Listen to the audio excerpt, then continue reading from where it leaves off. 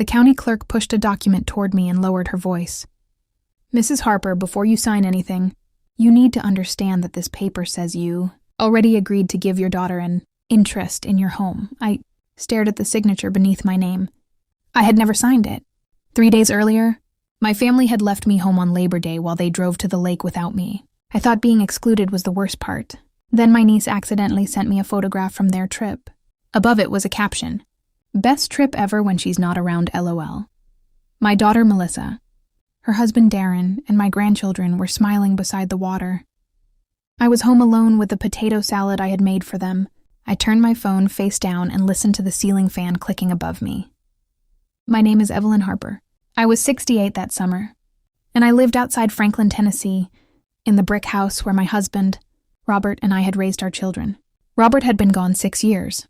The house was paid for, and every room carried pieces of our life together. His old recliner sat beside the front window, and our wooden swing creaked on the back porch. I had worked 37 years at the county hospital. Robert and I saved carefully and kept our important papers in a metal filing cabinet. He used to tease me about it. "You keep enough paperwork in there to run the county."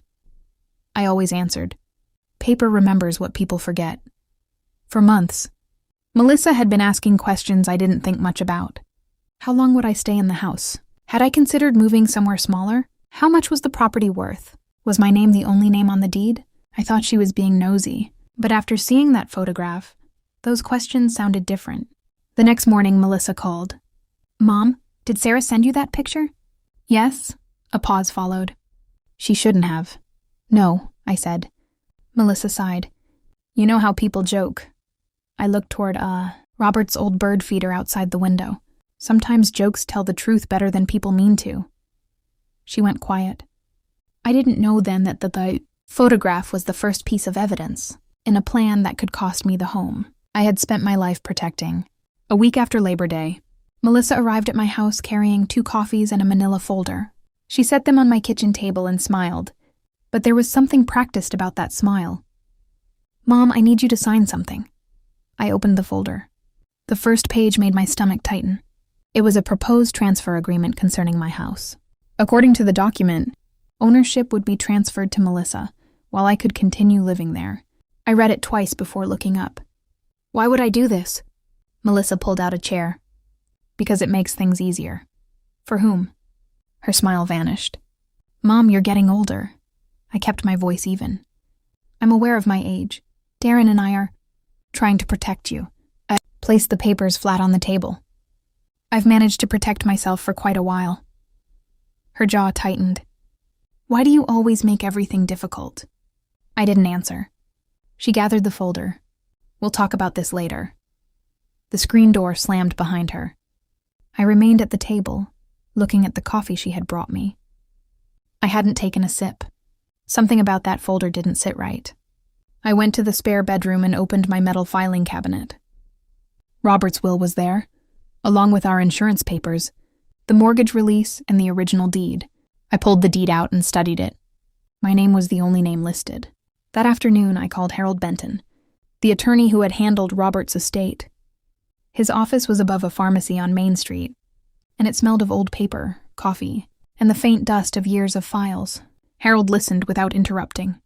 When I finished, he asked, "Did you sign Melissa's agreement?" "No. Good, don't." He reached for the deed.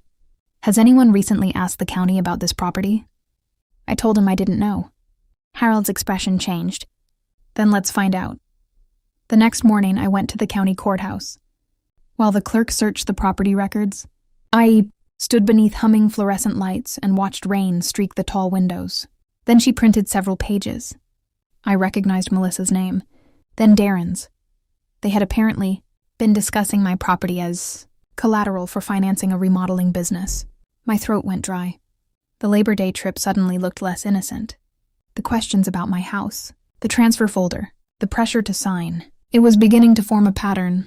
Then I noticed another notation buried among the records. It referred to a document filed under my name. I asked the clerk for a copy. She looked at me carefully before handing it over. I read the page once. Then again, my name was at the bottom, and beneath it was a signature that was supposed to be mine. I knew immediately that the signature was not mine, but I didn't say that to the clerk. I simply folded the document, thanked her, and carried it straight to Harold's office. He was reading a file when I walked in. I placed the paper on his desk. He studied the signature, then looked at me. "Evelyn, did you authorize anyone to sign this for you?" "No."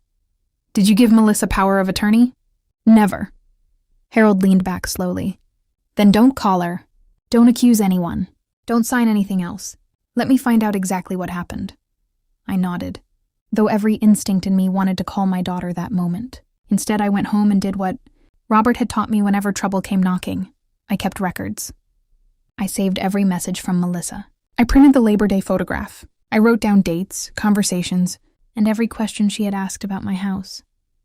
I made copies of the deed, the mortgage release, and the disputed document. Then I put the originals in a safe place. Paper remembers what people forget. 2 days later, Harold called. "Come back to my office. There's something else." When I arrived, he had another document waiting. This one was connected to the same property transaction. It claimed, I had personally appeared before a notary and agreed to transfer an interest in my home. The date stopped me cold. I had been at the county hospital that entire day for a medical appointment I had, scheduled months earlier. I still had the appointment card. Harold noticed my expression. "You remember where you were?" "Every minute." I pulled the card from my purse. Harold stared at it. "Keep that." Then came the part that changed everything. The title company had records showing that a copy of the disputed paperwork had reached the lender before the document was officially recorded. Someone had been preparing the financing as though my signature were already secured. I looked at Harold. "So they knew?" "We don't know exactly who knew what yet," he said. "But we're going to find out." A handwriting examiner compared the disputed signature with several genuine samples from my old records. Meanwhile, the notary was contacted. She said she had no memory of meeting me. The examiner's conclusion arrived a few days later. The signature was not mine. Harold placed the report in front of me. "This is strong evidence." I looked at that false signature. It was almost convincing, but it wasn't mine. The lender withdrew from the proposed financing, and the title company removed the disputed claim. I thought that would be the end. Then Melissa came to my porch. She stood there with her arms folded. "Mom, you're really going through with this?" I opened the screen door. "I'm protecting my home." She stared at me. Then she said, "Dad would have wanted us to have it." That was the moment. I understood she wasn't just defending herself. She believed my husband gave her a claim to what he had left me. I looked at Melissa through the screen door and kept one hand on the handle. "Don't bring your father into this," I said. "Robert loved you, but he never told me to give you our home." Melissa's face tightened. "That's not what I meant." "Then tell me what you meant." She opened her mouth, but nothing came out. For once, she had no prepared answer. She turned away and walked down the steps. I watched her car disappear toward the county road, then closed the door. I didn't feel victorious. I felt tired. I had spent nearly 40 years believing family problems could be solved around a kitchen table, with enough patience and a little forgiveness. But this wasn't a misunderstanding anymore. Someone had tried to put my home at risk without my permission. I changed the locks that week. I moved my important papers into a safe deposit box. I updated my estate documents and gave Harold instructions about how I wanted my property handled. I also made one decision that was harder than changing any lock. I stopped confusing being useful with being loved. For 4 months, Melissa barely spoke to me. Then, one cold December afternoon, I heard the screen door open. She stood on the porch wearing a heavy coat, her hands tucked into the pockets. "Mom?" I looked up from Robert's old wooden swing. "What do you need?" She swallowed. I was wrong. I waited. She stared at the porch boards. Darren kept saying we needed the house to get the remodeling business started. I said nothing. He said we could pay everything back. He said you had plenty of equity and wouldn't really lose anything. My jaw tightened. But I kept quiet. Melissa continued. "I knew you'd say no. So you decided that no didn't matter?" Her eyes filled. "I thought we were solving a problem. You were solving your problem with my home." She looked away. After a long silence, she whispered, "We thought if the paperwork looked right, you wouldn't stop us." I closed my eyes for a moment. There it was. Not confusion. Not an accident, a choice. I would have helped you if you'd asked, I said. I know. No, you don't. I would have helped because you're my daughter. But being my daughter doesn't give you ownership of my life. She wiped her cheek. I'm sorry. I believed she was sorry. But forgiveness and trust were not the same thing. I opened the door. You can come back into my life, Melissa. But things will be different. How? You don't get my house because you're family. You don't get my money because you're my daughter. And you don't get my trust simply because you apologized. She nodded. That's fair. We sat at my kitchen table for nearly 2 hours. We talked about Robert, the children, the failed business, and the decisions that had brought us there.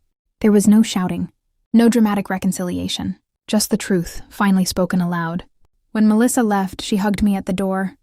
I hugged her back, but I didn't tell her everything was forgotten. It wasn't. The following spring, she returned with the grandchildren, and for the first time since Labor Day, my house felt like a home again. Years passed after that Labor Day, and my house remained mine. Robert's bird feeder still hung outside the kitchen window, and his wooden swing still creaked whenever I sat down after supper. The kitchen cabinets still carried the little scratches from when our children were young. Some things had changed, though. Melissa and I spoke regularly again. Our relationship wasn't exactly what it had been before, but in some ways it was more honest.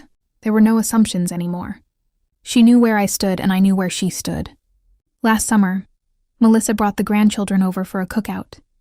We ate hamburgers on the back porch while sweet tea sweated on the table and the ceiling fan clicked overhead. The children chased each other through the fresh-cut grass. After supper, my youngest grandson asked, "Grandma, why don't we go to the lake together anymore?" Melissa looked at me. I smiled.